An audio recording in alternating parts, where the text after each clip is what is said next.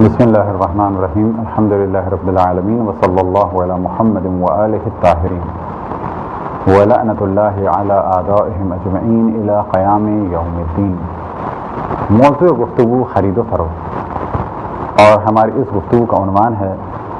معاملہ سلف اور اس کی شرائط۔ اب اگر اسی موضوع کو تفصیل سے بیان کیا جائے تو پہلے مرحلے میں ہم نقد اور نقد کو بیان کریں کہ فرض کریں کہ ہم نے اپنا پیسہ دیا کسی کو اور اسی وقت اس سے اس پیسے کے بدلے کوئی چیز خرید لی، یہ ہے معاملہ نقدی، یعنی دیا مال اور فوراً اس کے بدلے دوسری چیز لے لی، اور یہ دنیا بھر میں رائج ہے۔ خرید و فروخت کا ایک طریقہ یہ ہے کہ مال ہم نے پہلے لے لیا اور قیمت اس کی بعد میں دی، اسے کہا جاتا ہے ادھار یعنی کریڈٹ، اور پہلے والے کو کہا جاتا ہے کیش۔ کیش پر معاملہ ہوا یعنی کیش دیا اور چیز لی۔ اس وقت جس موضوع پر ہم گفتگو کر رہے ہیں یہ ادھار کے بالکل اپوزٹ ہے۔ ادھار میں مال پہلے لیتے ہیں اور اس کی قیمت بعد میں دیتے ہیں، ایک مخصوص مدت میں یا مخصوص مدت کے بعد۔ معاملہ سلف میں ہم مال پہلے دیں گے، یعنی پیسے ہم پہلے دیں گے دکاندار کو یا جس سے ہمیں کچھ خریدنا ہے، اور چیز ایک مخصوص مدت کے بعد لیں گے۔ جس طرح سے کیش رائج ہے، کریڈٹ رائج ہے، اسی طریقے سے عموماً جب کسی چیز کا آرڈر دیا جاتا ہے تو ایڈوانس کے طور پہ جو پیسے دیے جاتے ہیں وہ در حقیقت یا تو پوری قیمت ہوتی ہے کسی چیز کی، لہذا بعض دفعہ بعض لوگ جب کوئی چیز کسی کو بیچتے ہیں تو اس صورت میں بیچتے ہیں کہ آج آپ ہمیں پیسے دیں، پورا پیمنٹ کریں،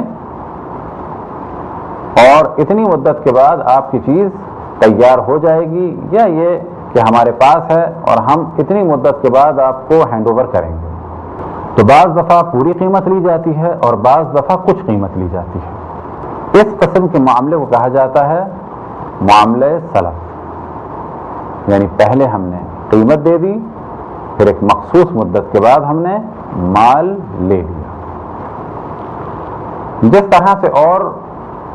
چیزوں کے احکام ہیں، بالکل اسی طریقے سے اس معاملے کے بھی احکام ہیں۔ جس چیز کو ہم خریدنا چاہتے ہیں اور اس کے پیسے دے رہے ہیں یا دے چکے ہیں اور ڈیلنگ ہو رہی ہے یا ہو چکی ہے، تو ہمیں یہ معلوم ہونا چاہیے کہ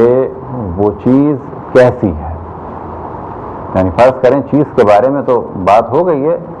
لیکن جو عموماً خصوصیات ہیں اس کی وہ معلوم ہونا چاہیے۔ وجہ کیا ہے کہ اگر وہ خصوصیات کلیئر نہیں ہوئیں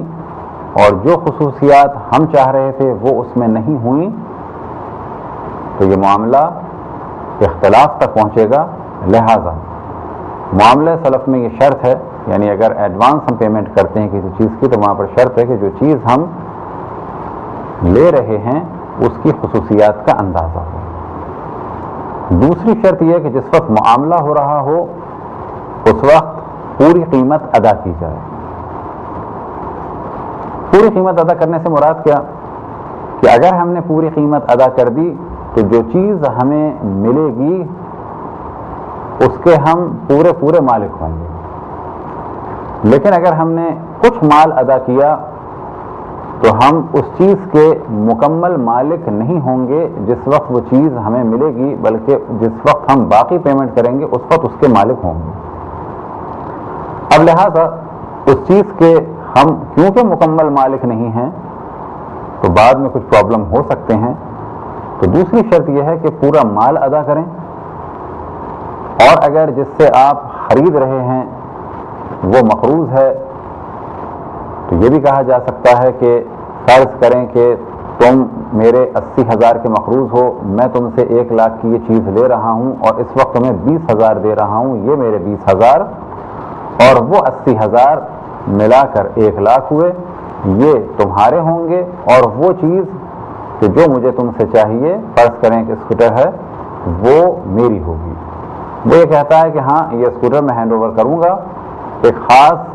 وقت گزرنے کے بعد یا خاص وقت پر دوں گا آپ کو، تو پورا مال دے، اور اگر آدھا مال دے رہا ہے یا کوئی خاص